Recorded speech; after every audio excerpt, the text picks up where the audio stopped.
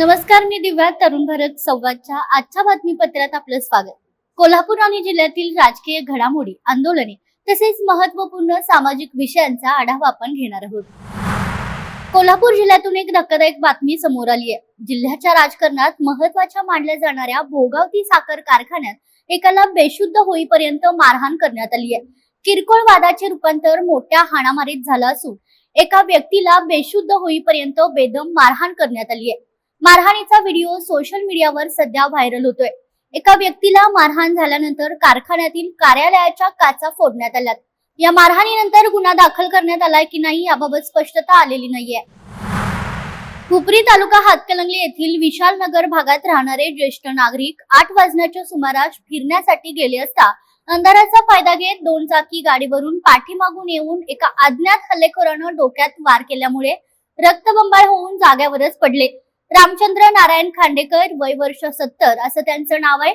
गंभीर जखमी अवस्थेत पडलेले पाहताच तेथील नागरिकांनी, नातेवाईकांनी ताबडतोब उपचारासाठी शहरातील खासगी रुग्णालयात दाखल केलं. या घटनेची नोंद राजारामपुरी पोलीस ठाणे कोल्हापूर येथे झाली आहे. करवीर तालुक्यातील इस्पुर्ली येथे शनिवारी मध्यरात्री झालेल्या भीषण कार अपघातात साखे येथील महेश सुतार या 30 वर्षीय तरुणाचा दुर्दैवी मृत्यू झाला.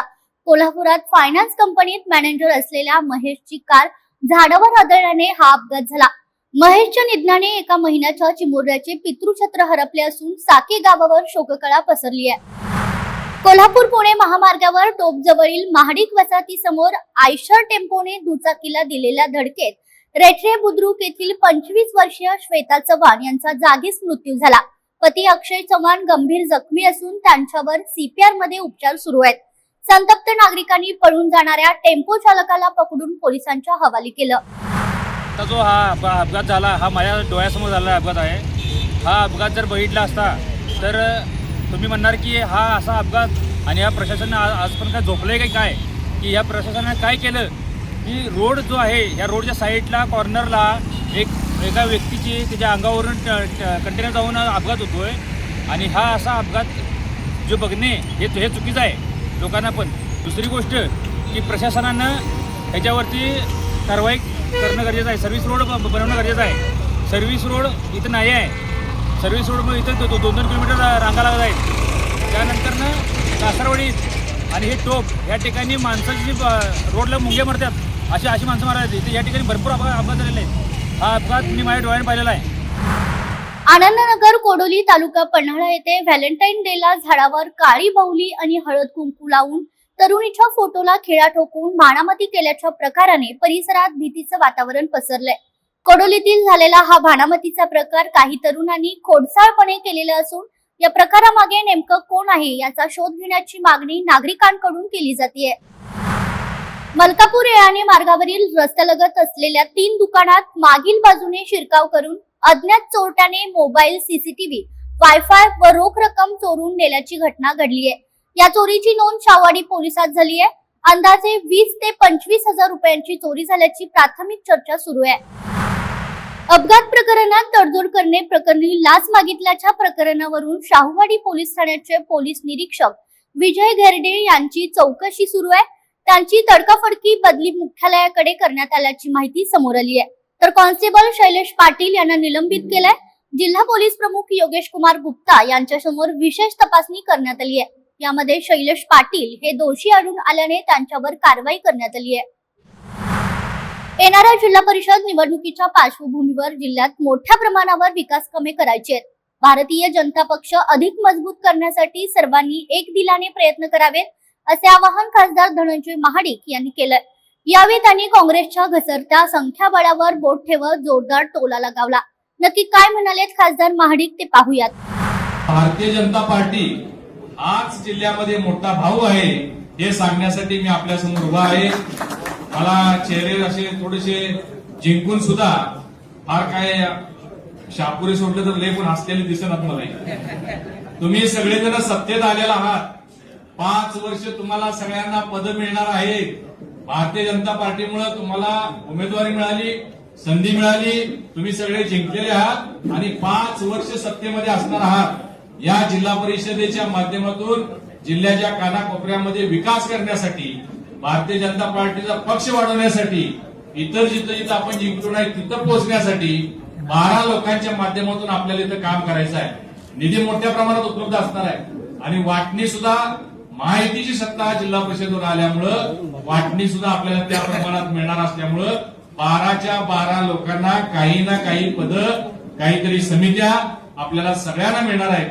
यामुळं आपण सगळ्यांनी उत्साहानं इथून पुढे सगळ्या या प्रक्रियेमध्ये राजवर्धननी सांगितल्याप्रमाणे या सगळ्या प्रक्रियेमध्ये आपण राहा. संख्या कुणाची किती आली ठीक आहे, 20 आली, 15 आली, 14 आली.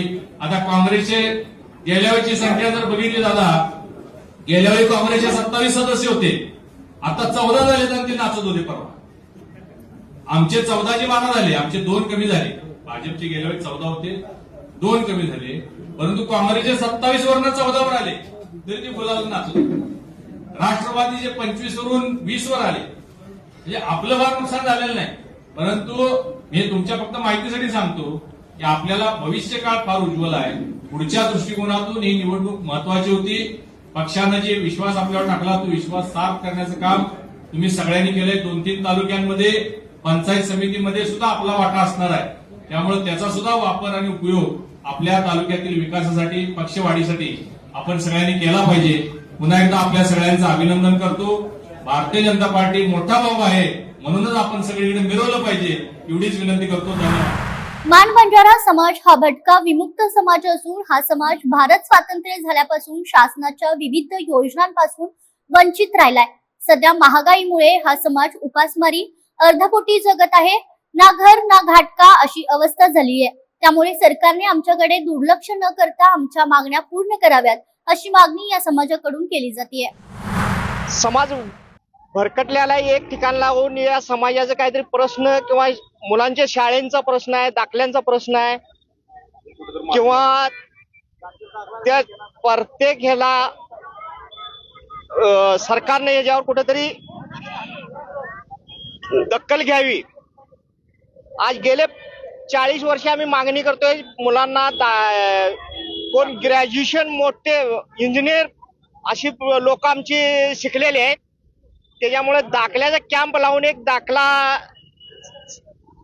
ह्या लोकांना मिळावं. महत्वाची म्हणजे घरकुलपेक्षा आम्हाला दाखल्याचं महत्व आहे आणि ते दाखला अत्यंत गरज आहे. ना घाट का ना घर का अशी परिस्थिती आमची असताना मुलांचं शाळेत गेलं तर दाखल्याचं प्रॉब्लेम येतात. आज हा मुलगा ग्रॅज्युएशन पूर्ण होणार तो खुदाई काम करतोय. अशी बरीचशी मुलं आहेत. तर सरकारने याची एक दखल घ्यावी अशी कळकळीची विनंती सरकारला आहे. एकेकाळी भकास आणि मांढरा नसलेल्या साके, वनाळी, केनवडे आणि गोरंबे हा पांढरा पट्टा आज अन्नपूर्णा पाणी पुरवठा योजनेमुळे सुजलाम सुफलाम झालाय. साके गावातील अन्नपूर्णा संस्थेने सहकार क्षेत्रासमोर नवा आदर्श ठेवलाय. पांढरा पट्टा सुजलाम सुफलाम करणाऱ्या या संस्थेने आपल्या नफ्यातून सभासदांना 3,71,000 रुपयांचा लाभांश वाटप केला. पाणी पुरवठा क्षेत्रात नफ्यातून लाभांश देणारी ही राज्यातील एकमेव संस्था असल्याचे उद्गार संचालक अशोक पाटील माळकरी यांनी काढले. तर या होत्या आजच्या ठळक घडामोडी. अधिक सविस्तर विश्लेषण आणि जिल्हाभरातील महत्त्वाच्या बातम्यांसाठी आजच तरुण भारत संवाद पेपर खरेदी करा आणि रोज न चुकता वाचा. अशाच नवनवीन अपडेटसाठी पाहत रहा तरुण भारत कोल्हापूर. पुन्हा भेटूया नव्या घडामोडींसह. तोपर्यंत नमस्कार.